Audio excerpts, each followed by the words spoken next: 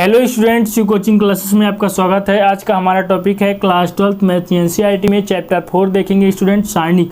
वो भी स्टूडेंट सारणिक में देखेंगे सारणिकों के प्रगुण। इससे पहले स्टूडेंट यदि आप प्रीवियस वीडियो को नहीं देखे हैं तो प्लेलिस्ट में जाइए, वहाँ से देख सकते हैं। स्टूडेंट चैप्टर 1, 2, 3 सारे के सारे चैप्टर अपलोड है, वहाँ से प्लेलिस्ट में आप विधिवत तैयारी कर सकते हैं। और स्टूडेंट यहाँ पर सारणिक के प्रगुण पढ़ना जरूरी क्यों है, इसलिए स्टूडेंट क्योंकि यहाँ पर जितने भी क्वेश्चन है एक्सरसाइज 4.3 के पूरे क्वेश्चन क्या है स्टूडेंट इंपॉर्टेंट है। और ये क्वेश्चन एग्जाम में 100% कन्फर्म होता है कि इसमें से प्रगुण से संबंधित एक क्वेश्चन आपको पूछा जाता है। 100% है स्टूडेंट। विगत 5 साल या 7 साल का आप पेपर उठा के देख लेंगे तो डिटरमिनेंट्स में क्या है, प्रगुण से संबंधित एक क्वेश्चन अवश्य पूछता है।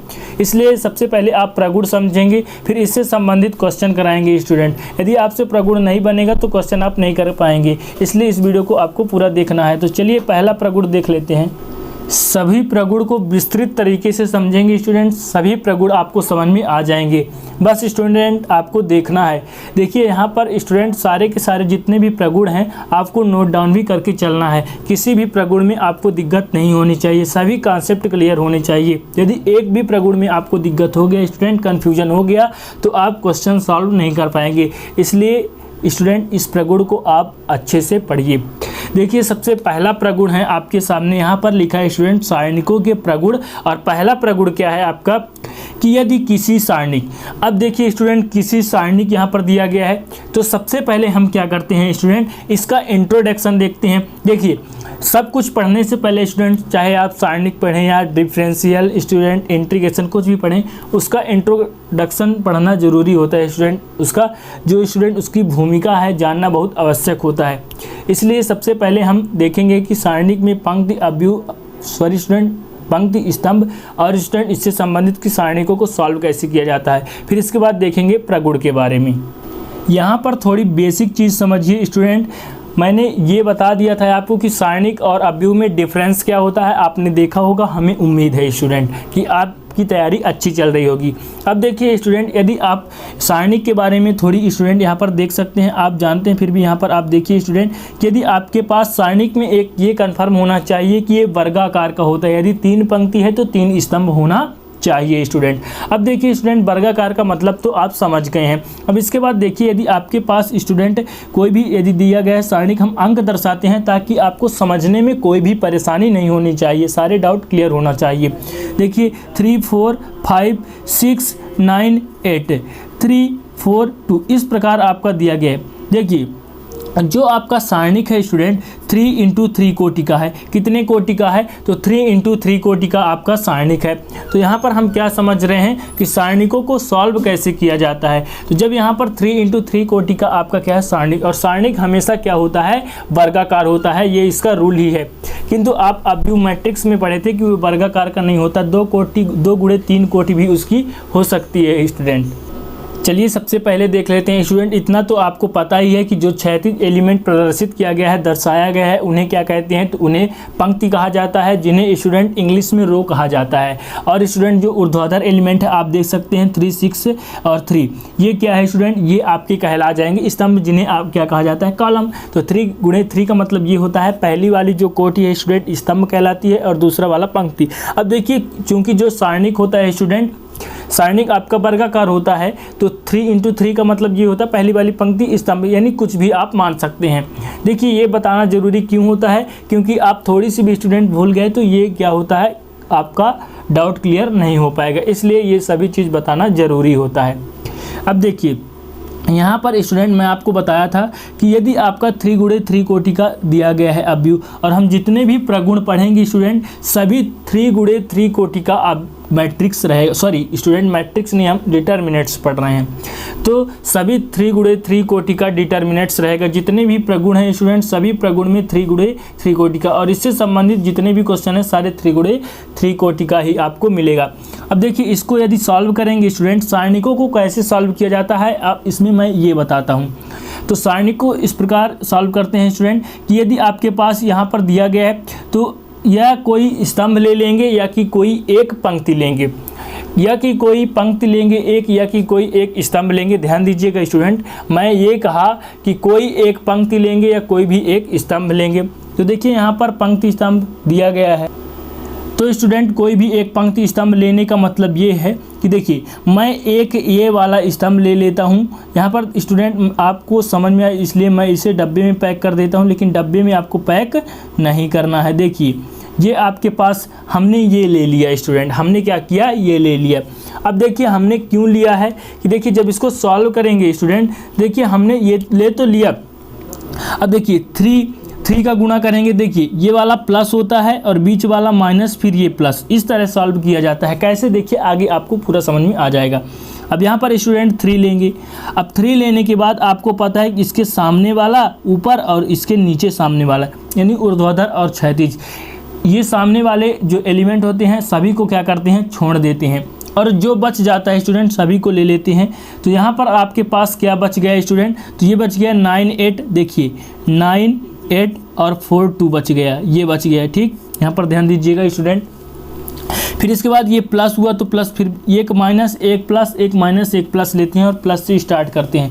अब बीच में क्या लेंगे स्टूडेंट, माइनस, फिर इसके बाद क्या है 6।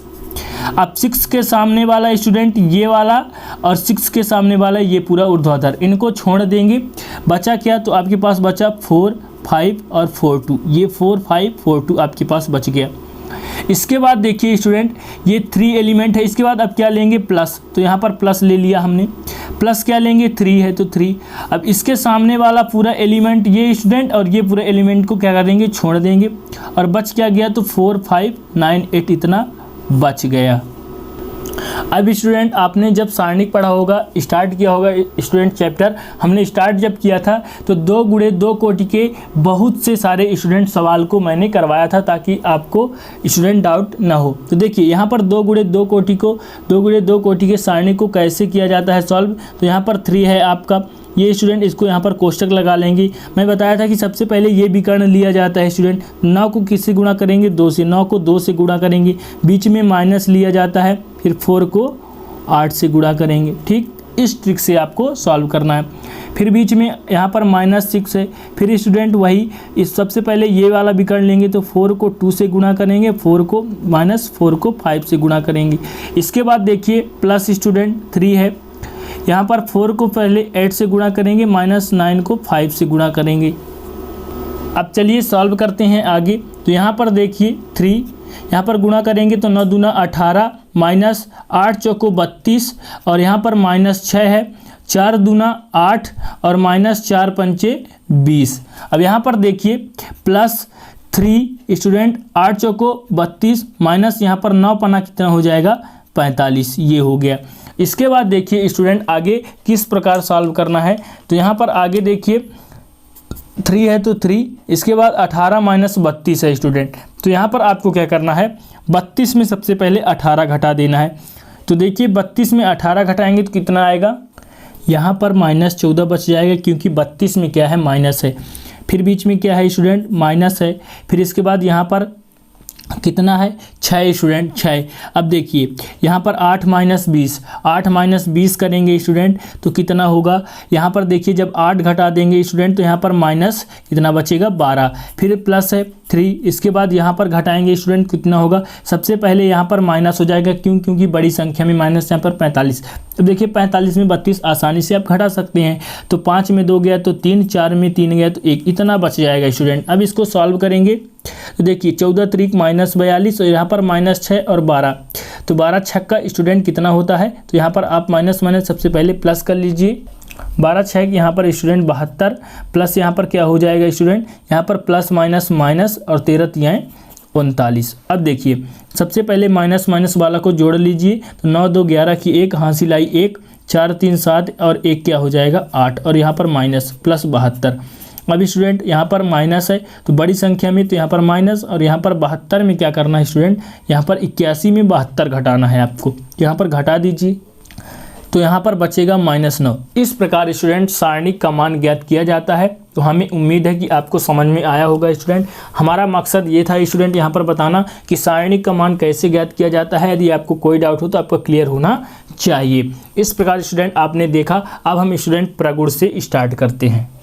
चलिए पहला प्रगुण यहाँ पर पढ़ते हैं स्टूडेंट। पहला प्रगुण यहाँ पर ये कहता है, पहला प्रगुण सारणिक के प्रगुण में, कि यदि किसी सारणिक की किसी पंक्ति या किसी स्तंभ को, देखिए यहाँ पर शब्द को अच्छे से समझिएगा कि यदि किसी सारणी की किसी पंक्ति या किसी स्तंभ को, या आप किसी भी पंक्ति ले सकते हैं या किसी भी स्तंभ को परस्पर बदल दिया जाए, तो यहाँ पर क्या है स्टूडेंट, सॉरी स्टूडेंट, यहाँ पर बदल दिया जाए नहीं, यहाँ पर क्या है कि यदि किसी सारणी की किसी पंक्ति या किसी स्तंभ के सभी अवयव शून्य हो तो उस सारणी का मान शून्य होता है। क्या बताया स्टूडेंट कि यदि आपके पास मान लेते हैं कि माना आपके पास कोई भी सारणिक है इस प्रकार 0 0 0 3 4 9 7 1 6 इस प्रकार दिया गया है, तो यदि आपके पास चाहे स्तंभ हो स्टूडेंट, चाहे आपका पंक्ति हो, यदि उसके सभी अवयव, देखिए एक पंक्ति, पहला पंक्ति, चाहे आप किसी भी पंक्ति को ले सकते हैं, ऐसा इसमें ये नहीं बोला है कि आप तीसरी पंक्ति लेंगे चौथी पंक्ति लेंगे, नहीं, किसी भी पंक्ति के सभी अवयव, यहाँ पर सभी अवयव शून्य हैं तो इसका भी मान क्या होगा स्टूडेंट, तो इसका भी मान शून्य होगा, ये प्रगुण कहता है। अब कैसा होगा स्टूडेंट आपको बताना है, तो देखिए मैं बता रहा हूँ, क्योंकि यदि हम इस पंक्ति को लेके सॉल्व करेंगे, इस पंक्ति को लेकर सॉल्व करेंगे, तो देखिए इसको जब लेंगे तो यहाँ पर प्लस माइनस जीरो में चाहे प्लस लगाइए या माइनस लगाइए सब बराबर है। तो देखिए जब इसको लेकर चलेंगे तो इसके सामने वाला को क्या करेंगे स्टूडेंट, छोड़ देंगे, बचेगा क्या, तो यहाँ पर बचेगा 4 9 और 1 6, फिर इसके बाद बीच में क्या लेते हैं माइनस, फिर इसके बाद इस जीरो को आप लेंगे, इसके सामने वाला स्टूडेंट को छोड़ देंगे तो यहाँ पर बचेगा 3 9 7 6, यहाँ पर देखिए फिर इसके बाद प्लस लेंगे, फिर जीरो है। जब स्टूडेंट यहाँ पर देखिए इसके सामने वाला लेंगे इसको, तो यहाँ पर बचेगा 3 4 7 1, देखिए इतना बचा। तो स्टूडेंट जब इसको हम गुणा करेंगे, सभी में जीरो का जब गुणा कर देंगे तो यहाँ पर 0 माइनस और 0 प्लस 0, तो देखिए यहाँ पर कुल मिला के 0 आ गया। तो स्टूडेंट ये सारणिक ये कहता है कि यदि आपके पास कोई भी सारणिक है, या तो चाहे कोई आप पंक्ति ले सकते हैं, या स्टूडेंट यहाँ पर इस तरह भी दिया गया है 2 3 4 5 9 3, इस प्रकार मैं अपने से एक सारणिक मान लिया है स्टूडेंट। यदि आप कोई भी पंक्ति ले सकते हैं या कोई स्तंभ ले सकते हैं, तो इस प्रकार का यदि आपके पास दिया गया है जिसके पंक्ति के सभी अवयव शून्य हो तो उस सारणिक का मान कितना हो जाएगा, शून्य। यदि इस प्रकार का आपका सारणिक दिख गया तो आप डायरेक्ट उस पर 0 लिख देंगे, आपको इस प्रकार की हल करने की ज़रूरत नहीं है। क्यों? क्योंकि इसका प्रगुण कहता है और हमने सिद्ध भी कर लिया।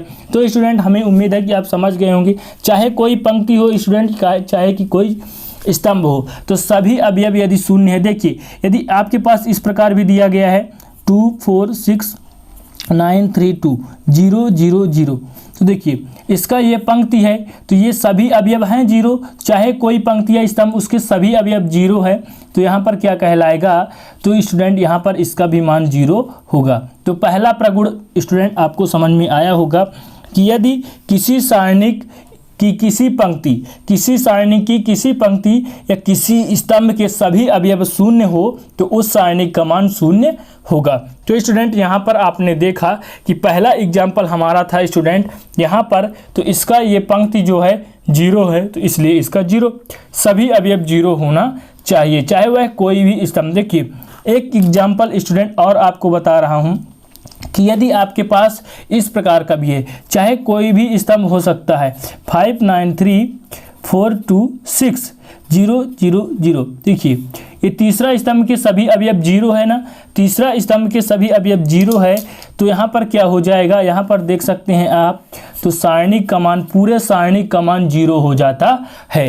किसी भी पंक्ति या किसी भी स्टूडेंट, चाहे आप पंक्ति ले लें चाहे आप स्तंभ ले लें, अगर सभी अवयव 0 है तो उस सारणी का मान 0 हो जाता है। तो इस प्रगुण को आपको स्टूडेंट माइंड में रखना है, याद रखना है कि ये आपका एक प्रगुण होता है। अब अगला प्रगुण है हमारा दूसरा प्रगुण कि यदि किसी सारणिक है आपके पास तो किसी सारणी की पंक्तियों को स्तंभों में, ध्यान दीजिएगा कि किसी सारणी के पंक्तियों को स्तंभों में तथा स्तंभों को पंक्तियों में परस्पर बदल दिया जाता है तो सारणी का मान अपरिवर्तित रहता है।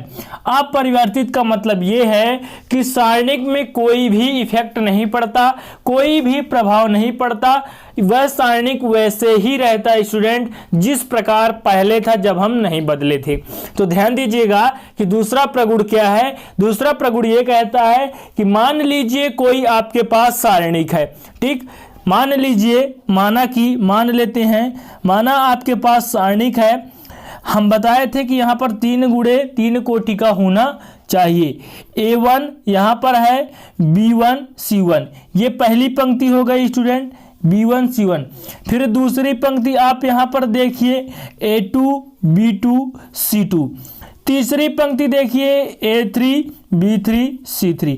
इस प्रकार आपके पास कोई सारणिक है तो प्रगुण ये कहता है कि सारणिक के स्तंभों को पंक्तियों में, अब स्तंभ और पंक्ति आपको पता है, तो स्तंभों को पंक्तियों में या कि फिर पंक्तियों को स्तंभों में चेंज कर देंगे तो सारणिक के मान में कोई भी इफेक्ट नहीं पड़ेगा।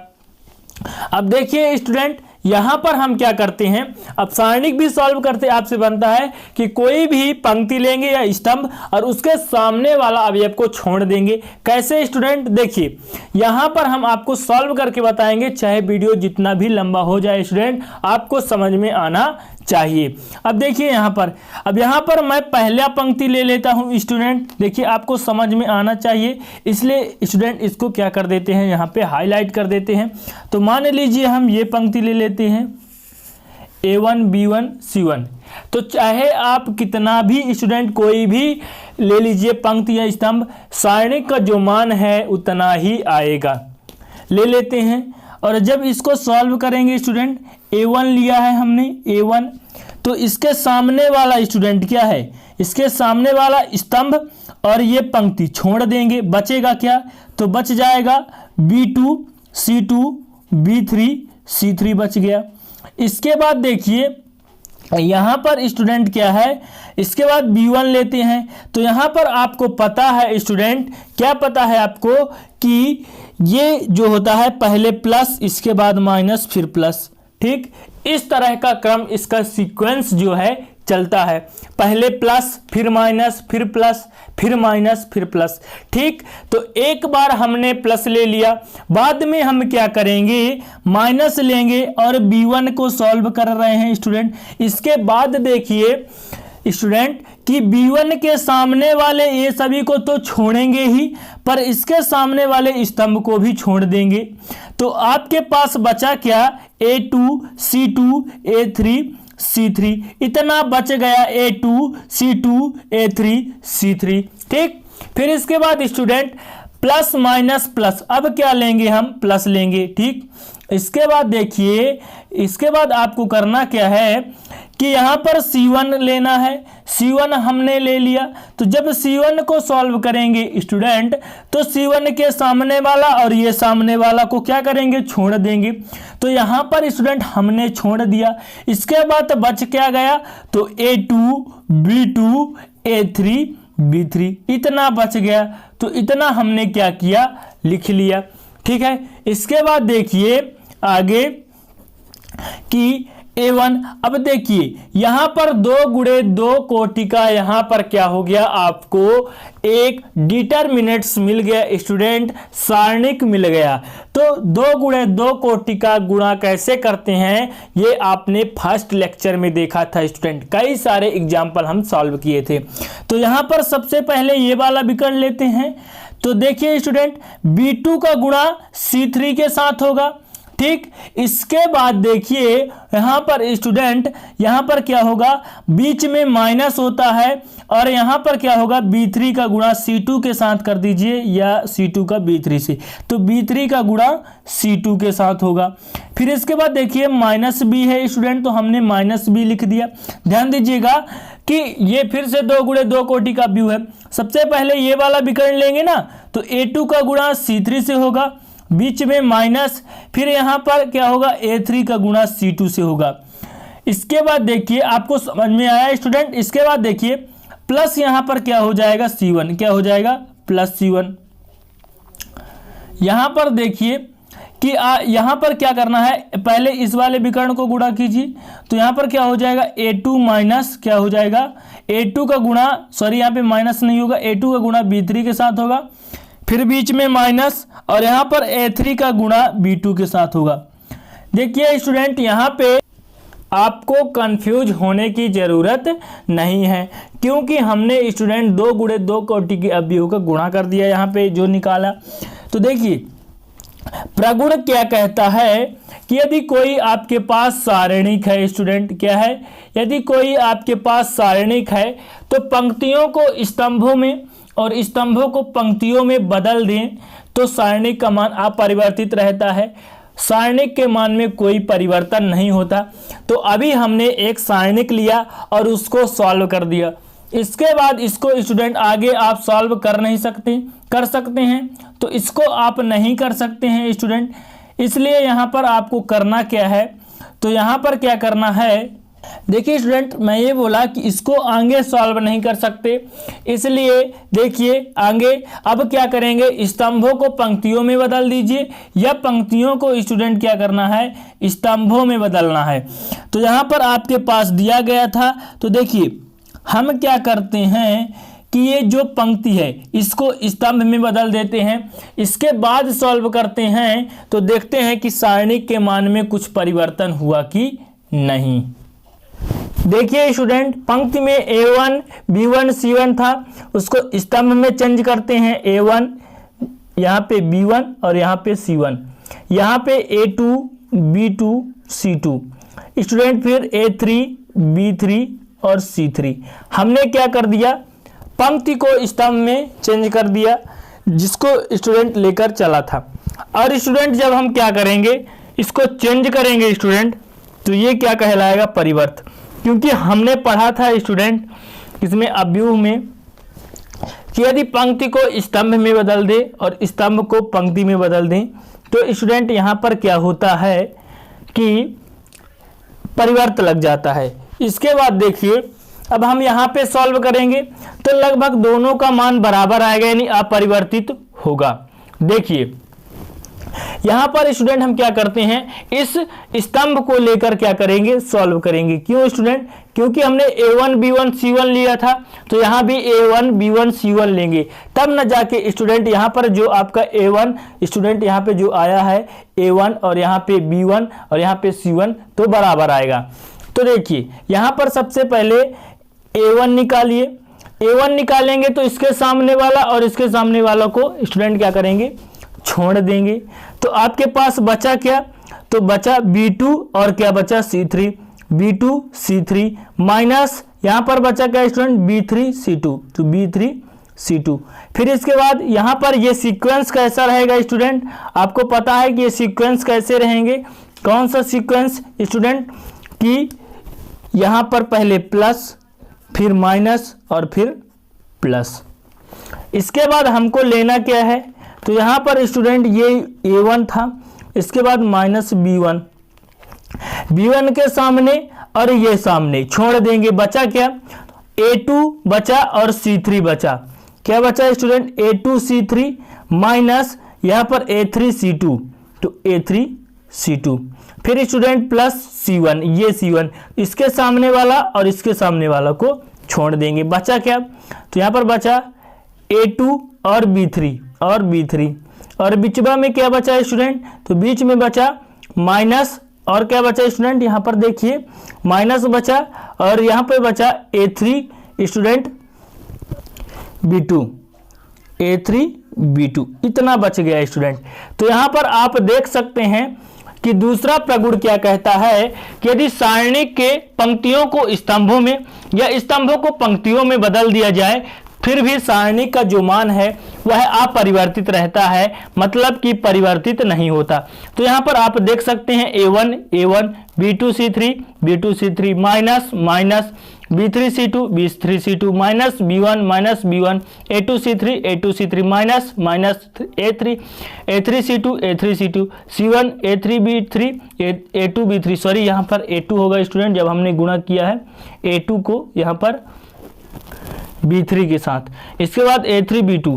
देखिए लगभग मतलब कि स्टूडेंट एकदम कंफर्म क्या है कि यहाँ पर समान है। तो दूसरा प्रगुण भी आप समझ गए होंगे कि यदि पंक्तियों को स्तंभों में, स्तंभों को पंक्तियों में बदल दें स्टूडेंट, यहाँ पर कंफ्यूज होने की जरूरत नहीं है स्टूडेंट। यदि आप किसी भी पॉइंट पर कंफ्यूज हैं तो मैं आपको दोबारा समझा देता हूँ कि दूसरा प्रगुण ये कहता है कि यदि आपके पास स्टूडेंट कोई सारणिक है तो उसको पंक्तियों को क्या है स्तंभों में, या कि स्तंभों को पंक्तियों में बदल दिया जाए, और जब हम सारणिक का मान ज्ञात करेंगे वह अपरिवर्तित रहेगा।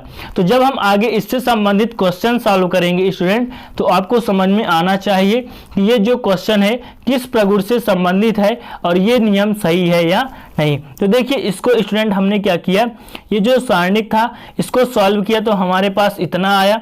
इसके बाद स्टूडेंट सारणिक का सॉल्व करने का रूल आपको पता ही होगा स्टूडेंट। इसके बाद देखिए यहाँ पर हमने क्या किया कि पंक्तियों को स्तंभों में बदल दिया, ठीक। इसके बाद बदलने के बाद सॉल्व किया तो यहाँ पर देखा कि इन दोनों का मान सेम आता है, मतलब कि यहाँ पर ये सिद्ध हो गया स्टूडेंट। यहाँ पर आपने सिद्ध कर लिया। इसके बाद दूसरे जगह आप सॉल्व करेंगे तो आप बिल्कुल फुल कॉन्फिडेंस से कह सकते हैं कि यदि सारणिकों को पंक्तियों को स्तंभों में या स्तंभों को पंक्तियों में बदल दिया जाए तो उसका मान में कोई भी चेंज नहीं होता। इस प्रकार स्टूडेंट हमें उम्मीद है कि आपको समझ में आया होगा दूसरा प्रगुण। अब यहाँ पर हम देखेंगे तीसरा प्रगुण। अभी स्टूडेंट तीसरा प्रगुण क्या कहता है, इन सभी प्रगुण स्टूडेंट आगे क्वेश्चन जब सॉल्व करेंगे तो काम आएंगे। देखिए तीसरा प्रगुण ये कहता है कि यदि आपके पास कोई सारणिक है, तो यहाँ पर स्टूडेंट हम विधिवत तरीके से आपको समझाएंगे कि यदि आपके पास कोई सारणिक है तो दो पंक्तियों या दो संलग्न, संलग्न का मतलब ये होता है कि अदला बदला। देखिए दो दोस्त हैं, ठीक है, दोनों एक एक कुर्सी पर बैठे हुए हैं, ठीक स्टूडेंट।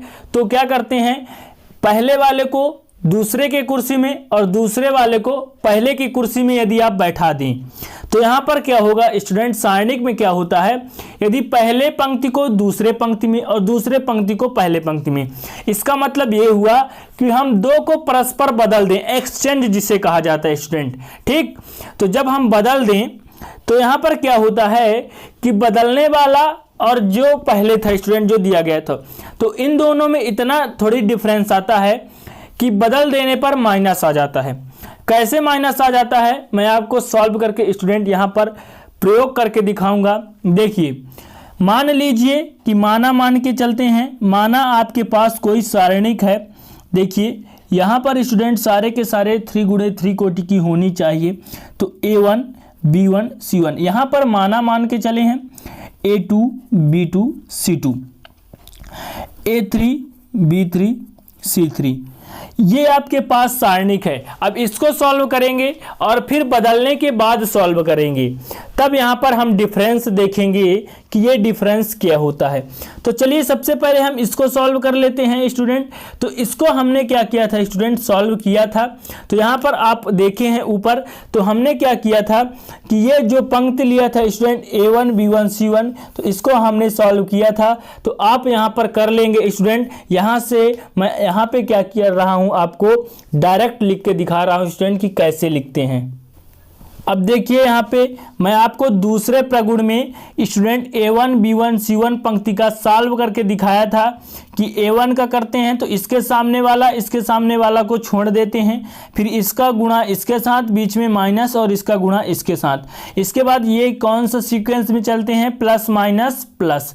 तो यहाँ पर हमने प्लस लिया, इसके बाद माइनस ले लिया B1 में स्टूडेंट, तो हमने माइनस ले लिया। माइनस लेने के बाद यहाँ पर देख सकते हैं कि इसके सामने वाला को क्या करेंगे, छोड़ देंगे। बचेगा क्या, इसका गुणा इसके साथ, इसका गुणा इसके साथ, बीच में माइनस लगा के। फिर इसके बाद देखिए, इसके बाद C1 का किया स्टूडेंट, तो इसके सामने वाला को छोड़ दिया। सामने वाला को ध्यान नहीं देना है, छोड़ देना है। और स्टूडेंट यहाँ पर इसका गुणा इसके साथ और इसका गुणा इसके साथ, यहाँ पे बीच में माइनस होगा। इसके बाद स्टूडेंट प्रगुण के अनुसार क्या है कि दो संलग्न, अब देखिए दो संलग्न का मतलब ये है कि स्टूडेंट चाहे यहाँ पर पंक्ति हो या स्तंभ, मतलब कि देखिए पंक्ति, पहला पंक्ति को दूसरे पंक्ति में, दूसरे पंक्ति को पहला पंक्ति में, ध्यान दीजिएगा कि पहला पंक्ति को दूसरे पंक्ति में, दूसरे पंक्ति को पहला पंक्ति में रख दें, तब क्या होता है कि यदि आपके पास स्टूडेंट, मैं यहाँ पे समझा रहा हूँ आपको कि डेल है, और जब हम परिवर्तित करेंगे स्टूडेंट तो क्या हो जाएगा, डेल का परिवर्त हो जाएगा कि नहीं, क्योंकि जब हम एक्सचेंज करते हैं स्टूडेंट तो उस पर परिवर्त आ जाता है।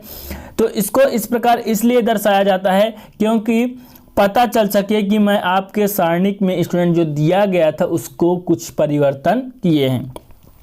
तो जब हम स्टूडेंट परिवर्तन करेंगे, दो संलग्न एक्सचेंज करेंगे एक की जगह दूसरे को, तो केवल इतना परिवर्तन आता है कि यह ऋणात्मक हो जाता है, माइनस हो जाता है स्टूडेंट, क्या हो जाता है, माइनस हो जाता है। स्टूडेंट यहाँ पर समझने की कोशिश करिएगा कि मैं क्या कह रहा हूँ कि यदि डेल परिवर्त आप निकालेंगे तो स्टूडेंट यहाँ पे जो आपका माइनस है, ठीक, यहाँ पर स्टूडेंट ये माइनस का मतलब ये हुआ कि जब डेल परिवर्त निकालेंगे तो जो हमारे पास डेल दिया गया था तो उस पर माइनस हो जाएगा। ठीक आया समझ में कि आपके पास डेल दिया गया है, उसका हमने सॉल्व किया, और जब एक्सचेंज करेंगे, बदलेंगे, चाहे तो आप पंक्ति या स्तंभ ले सकते हैं, तो जब इसका परिवर्त निकालेंगे तो माइनस डेल हो जाएगा। यही स्टूडेंट ये आपका प्रगुण है। तो यहाँ पे मैं आपको करके दिखाऊंगा कि कैसे होगा। तो चलिए यहाँ पर एक्सचेंज करते हैं स्टूडेंट। पहली पंक्ति जो दूसरा पंक्ति है उसको पहली पंक्ति में लिखता हूं, तो A2 B2 C2, पहली पंक्ति को दूसरे पंक्ति में A1 B1 C1। और ये प्रगुण क्या कहता है, किन्हीं दो संलग्न, तो दो को ही चेंज करेंगे, तीसरा को रहने देंगे, तीसरा को रहने दीजिए, तो A3 B3 C3। देखिए जब सवाल में स्टूडेंट ये जहाँ पे यूज आएंगे वहाँ पे आपको करना है कि जैसे आपको चेंज करना होगा तो चेंज करके बीच में यहाँ पे स्टूडेंट क्या है, जो प्रगुण कहता है कि जब चेंज करेंगे तो माइनस लग जाएगा। जब चेंज कर दें स्टूडेंट यहाँ पर परिवर्त का चिन्ह लग जाएगा। अब देखिए यहाँ पर हमने सॉल्व किया था पहली पंक्ति का, तो यहाँ पर भी स्टूडेंट क्या करना पड़ेगा, आपको पहली पंक्ति की ही सॉल्व करनी पड़ेगी, पहली पंक्ति के एलिमेंट का वैल्यू जो है निकालना पड़ेगा। तो चलिए यहाँ पर निकालते हैं स्टूडेंट। तो यहाँ पर क्या है, डेल परिवर्त बराबर A2 का जब निकालेंगे तो सामने वाला छोड़ देंगे, तो B1 C3 माइनस यहाँ पे क्या बचेगा, B3 C1। फिर ये कैसे चलता है, plus minus plus, minus B2 का निकालिए तो इसके सामने वाला छोड़ देंगे, बचेगा A1 C3 minus C1 A3, इतना बच जाएगा। इसके बाद देखिए प्लस यहाँ पर C2 का निकालेंगे, किसका निकालेंगे, C2 का, तो C2 यहाँ पर देखिए इसके सामने वाला छोड़ देंगे, बचेगा क्या, A1 B3 student minus B1 A3, इतना बच गया। इसके बाद स्टूडेंट यहाँ पर ध्यान दीजिएगा कि मैं क्या निकाला था, यहाँ पे पहली पंक्ति की, तो A1 B1 C1 आया था, यहाँ पे स्टूडेंट पहली पंक्ति की ही निकाले हैं, तो A2 B2 C2 आ गया, लेकिन हमको A1 B1 C1 के रूप में ही लिखना है। तो यहाँ पे क्या करना है स्टूडेंट, यहाँ पर देखिए ध्यान दीजिएगा, मैं सभी को स्टूडेंट क्या करे देता हूँ, सभी को अंदर गुणा करे देता हूँ। तो देखिए गुणा करेंगे तो यहाँ पर क्या हो जाएगा स्टूडेंट, A2 B1, यहाँ पे A2 B1 C3, फिर A2 का गुणा करेंगे तो A2 B3 C1, फिर बीच में माइनस के साथ गुणा करेंगे तो यहाँ पर माइनस B2 A1 C3, फिर माइनस का गुणा माइनस से होगा तो प्लस स्टूडेंट अंदर गुणा करिए B1 का, तो सॉरी B2 का B2 C1 A3, इसके बाद प्लस है, अब इसका गुणा करेंगे तो यहाँ पर C2 A1 B3, यहाँ पर गुणा करेंगे माइनस C2 B1 A3, यहाँ पर आ गया स्टूडेंट। क्यों ऐसा किए हैं, क्योंकि हमको A1 B1 और C1 के रूप में चाहिए। डेल परिवर्त बराबर, यहाँ पर देखिए A1 किस में है स्टूडेंट, यहाँ पर आप ध्यान दीजिएगा कि A1 कहाँ है, तो ये है आपके पास A1 और यहाँ है आपके पास A1, है कि नहीं, तो यहाँ पर है स्टूडेंट। इन दोनों से आप A1 क्या करिए, कॉमन ले लीजिए। तो जब A1 कॉमन ले लेंगे स्टूडेंट, तो यहाँ पर बचेगा क्या, माइनस। देखिएगा, अब देखिए यहाँ पर A1 कॉमन ले लेंगे तो यहाँ पर बचेगा क्या, माइनस बचेगा स्टूडेंट B2C3। फिर इसके बाद देखिए यहाँ पर क्या बचेगा, प्लस स्टूडेंट A1 कॉमन है तो C2 और B3 बच जाएगा। बचेगा कि नहीं, तो यहाँ पर B3 बच गया स्टूडेंट। इसके बाद देखिए हम यहाँ से क्या कॉमन लेंगे स्टूडेंट, फिर इसके बाद B1 कॉमन लेंगे। तो B1 कहाँ है स्टूडेंट, B1 यहाँ पर आप देख सकते हैं, हाईलाइट कर देंगे स्टूडेंट ताकि आपको समझ में आए। तो यहाँ और यहाँ स्टूडेंट क्या है, B1, आप देख सकते हैं इन दोनों में B1 है। तो यहाँ से जब हम B1 कॉमन लेंगे, क्या कॉमन लेंगे स्टूडेंट, B1। तो चलिए लेते हैं प्लस B1, तो क्या हो जाएगा, यहाँ पे A2C3 बच जाएगा। यहाँ पे माइनस है, यहाँ पे C2A3 बच गया। इसके बाद देखिए C1 कॉमन लेना है, प्लस C1। तो C1 अब जो 2 बच गया है स्टूडेंट, वहाँ से C1 निकल आएगा। यहाँ भी स्टूडेंट हाईलाइट कर देते हैं ताकि आपको किसी भी प्रकार की कंफ्यूजन ना हो। तो इन दोनों में क्या है, C1 है। इन दोनों में C1 है कि नहीं, तो स्टूडेंट इन दोनों में C1 है। तो यहाँ पर चलिए सॉल्व करते हैं। तो यहाँ से स्टूडेंट यहाँ क्या करेंगे, C1 जब कॉमन लेंगे तो यहाँ पर बचेगा क्या, माइनस A2B3 और यहाँ पर बचेगा क्या, प्लस B2A3। इतना बच गया स्टूडेंट। अब देखिए सब में स्टूडेंट पहले क्या है, माइनस है, तो यहाँ पर हम माइनस का क्या करते हैं, कॉमन ले लेते हैं। तो चलिए माइनस कॉमन लेंगे, डेल बराबर माइनस सभी से जब हम कॉमन लेंगे स्टूडेंट, तो यहाँ पर ध्यान दीजिएगा कि जब कॉमन लेंगे तो यहाँ पर बचेगा क्या, A3। यहाँ से माइनस का कॉमन लिए हैं स्टूडेंट तो माइनस बाहर हो गया, B2C3।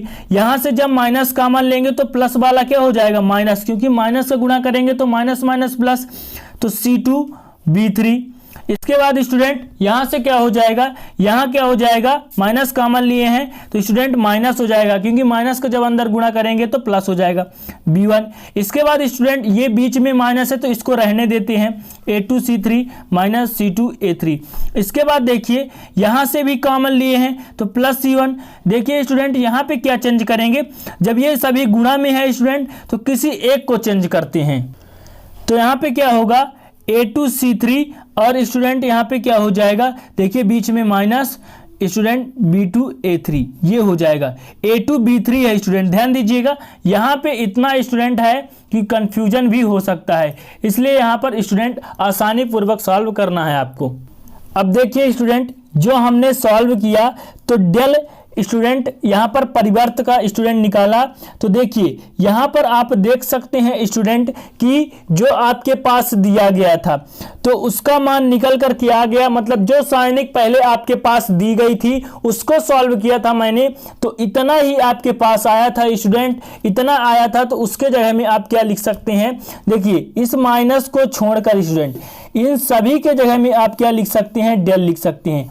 क्यों लिख सकते हैं, क्योंकि जब हमने पहली सारणी को सॉल्व किया था तो आप यहां पर स्टूडेंट आसानी पूर्वक देख सकते हैं कि इसका जो वैल्यू था स्टूडेंट इतना ही आया था।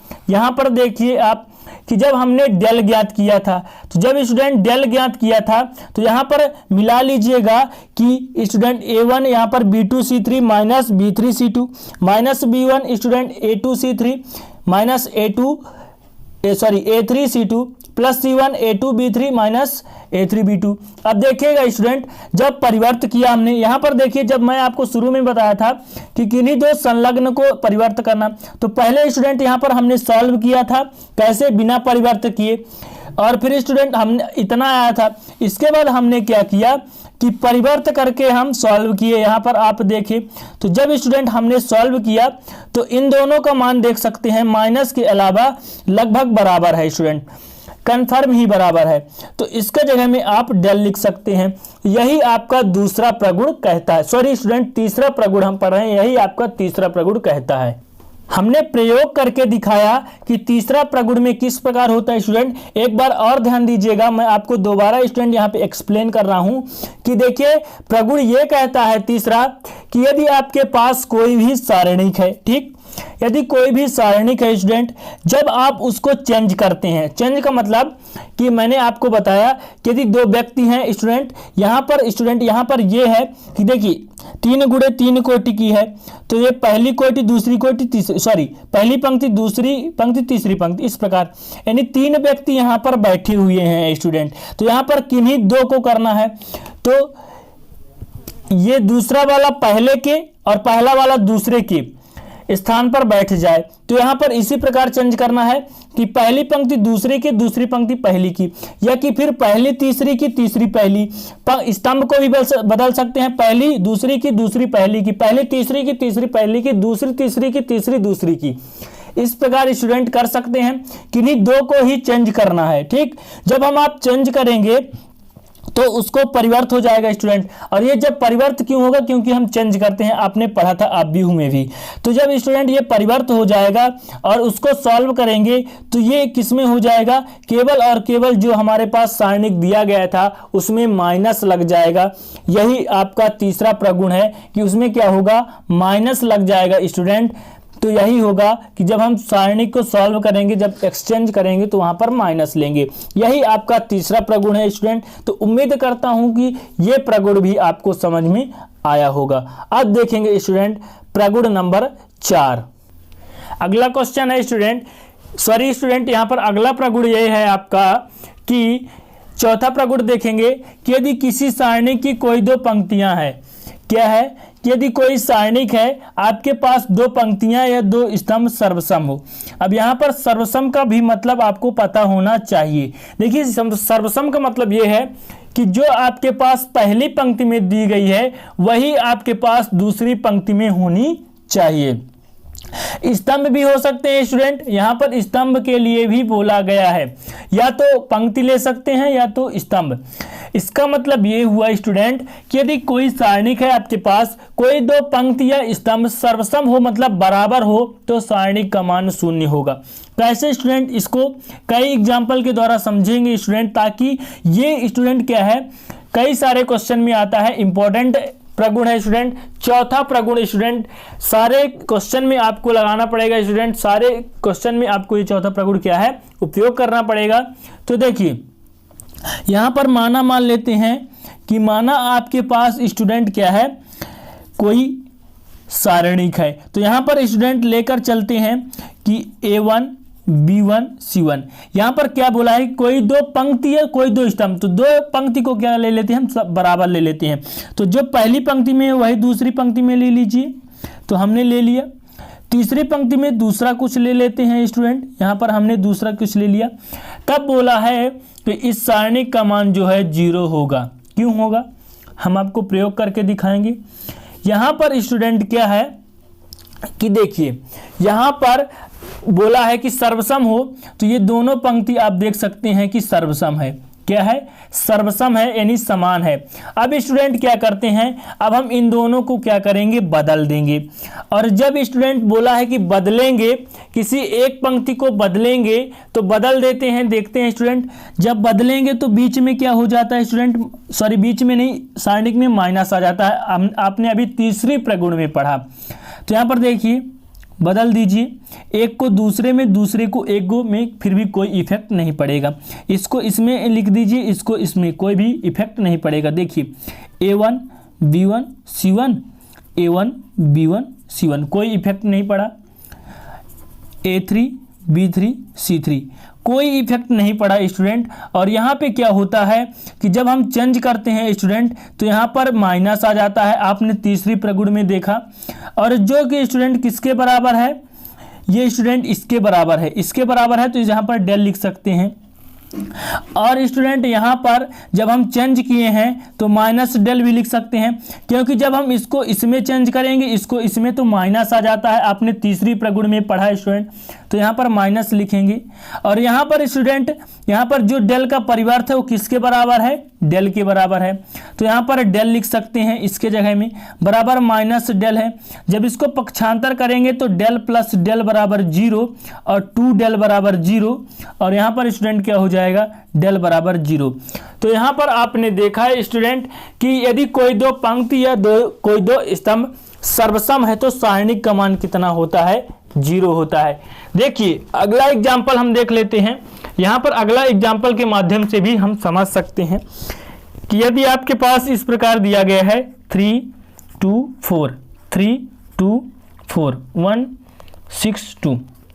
देखिए ये स्तंभ पहला और दूसरा स्तंभ जो है सर्वसम है स्टूडेंट, ये दोनों सर्वसम है, तो इस सारणी का भी मान हम कह सकते हैं कि जीरो होगा। ठीक, आया समझ में? ये आपका चौथा प्रगुण कहता है। देखिए यहाँ पर दिया गया है 2 4 6, यहाँ पर है स्टूडेंट 0 2 9 और यहाँ पर क्या है 4 6 2। तो यहाँ पर देख सकते हैं कि ये दोनों क्या है, इनका मान जीरो होगा। ठीक, ये स्टूडेंट दो पंक्तियाँ या दो स्तंभ सर्वसम है, आप देख सकते हैं, तो सारणिक का मान क्या होगा, जीरो होगा।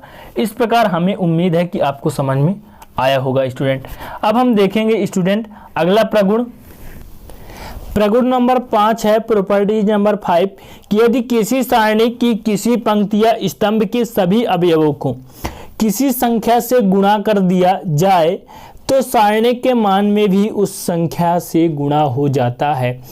तो स्टूडेंट हमें उम्मीद है कि आप अब सभी प्रकार के जैसे स्टूडेंट सारणिकों को हल करना है तो सारणिकों को तो आप हल कर लेंगे किसी भी स्तंभ या पंक्ति को लेकर, लेकिन ये प्रगुण स्टूडेंट क्या कहता है, मैं आपको आसानी पूर्वक समझा रहा हूँ आसान भाषा में कि मान लीजिए आपके पास कोई सारणिक है, तो मान लेते हैं कि हमारे पास सारणिक इस प्रकार दिया गया है A1 B1 C1 A2 B2 C2 A3 B3 और C3 इस प्रकार दिया गया है। तब स्टूडेंट इसमें ये बोला है कि मान लीजिए इसमें क्या होता है, किसी में गुणा कर दिया जाए। यहाँ पर स्टूडेंट एक डिफरेंस मैट्रिक्स एंड डिटर्मिनेंट्स में ये देखिए मैट्रिक्स में क्या होता था स्टूडेंट कि यदि आपके पास कोई मैट्रिक्स दिया जाता था, जैसे यहाँ पर आप देख सकते हैं कि कोई मैट्रिक्स आपके पास ऐसा था 2 4 6 9 3 2 1 2 3 इस प्रकार, और उसमें स्टूडेंट 3 था, तो सभी के सभी एलिमेंट से गुणा किया जाता था। किंतु इसमें स्टूडेंट ऐसा नहीं है, कथन के अनुसार गुणा किया जाता है। यदि कथन है हमारा कि केवल पहली पंक्ति में या प्रथम पंक्ति में 3 का गुणा किया जाए तो केवल और केवल प्रथम पंक्ति में होगा, प्रथम स्तंभ में किया जाए तो प्रथम स्तंभ में होगा डिटर्मिनेंट्स में, किंतु मैट्रिक्स में क्या है कि सभी में हो जाता था स्टूडेंट। तो यहाँ पर क्या करते हैं, प्रगुण के अनुसार कोई एक संख्या का यहाँ पे गुणा कर देते हैं। तो मान लेते हैं स्टूडेंट कि पंक्तियों में क्या करते हैं, k का गुणा कर देते हैं। किसमें, पंक्ति में। पंक्ति में कौन सी पंक्ति में, प्रथम पंक्ति में k का गुणा करने पर तो डेल बराबर क्या हो जाएगा, A1 के B1 के C1 के, ये हो गया। इसके बाद देखिए A2 B2 C2 A3 B3 C3। अब स्टूडेंट जब हम इसको सॉल्व करेंगे तो यहाँ पर देख सकते हैं कि k कॉमन आ जाएगा। स्टूडेंट क्या होगा, k कॉमन आ जाएगा। इसका मतलब ये है कि जब हम इसको स्टूडेंट गुणा किए हैं तो थोड़ा परिवर्त किए हैं, इसलिए यहाँ पर परिवर्त लगा देंगे। तो k कॉमन भी यहाँ से ले सकते हैं, तो A1 A2 A3 ये है आपके पास, A1 B1 C1 A2 B2 C2 A3 B3, यहाँ पर B3 है स्टूडेंट, B3 C3। तो ये सारणिक स्टूडेंट ये प्रगुण यही कहता है कि कोई भी आपके पास सारणिक है तो किसी पंक्ति या स्तंभ में किसी संख्या का गुणा कर दिया जाए तो जब हम सारणिक की वैल्यू निकालेंगे स्टूडेंट तो उसका क्या हो जाता है, गुणा हो जाता है। तो जब हम इसका वैल्यू निकालेंगे तो इसका भी स्टूडेंट क्या हो जाएगा, गुणा हो जाएगा सभी के साथ। तो इस प्रकार ये हो गया स्टूडेंट आपका 5वां प्रगुण। तो हमें उम्मीद है कि आपको समझ में आया होगा। इस प्रकार स्टूडेंट जितने भी इम्पोर्टेंट प्रगुण थे सभी के सभी प्रगुण इस वीडियो के माध्यम से स्टूडेंट आप पढ़े हैं। उम्मीद करता हूं कि आपको समझ में आया होगा स्टूडेंट। और स्टूडेंट अगली वीडियो में हम इससे संबंधित कई सारे क्वेश्चन करेंगे ताकि आपको किसी भी पॉइंट पर डाउट ना हो। तो यदि अच्छा लगे स्टूडेंट तो एक लाइक करना मत भूलिएगा और कमेंट में भी आप बताया करिए कि वीडियो कैसा रहा स्टूडेंट। तो चलिए मिलते हैं नेक्स्ट वीडियो के साथ, तब तक के लिए जय हिंद, वंदे मातरम।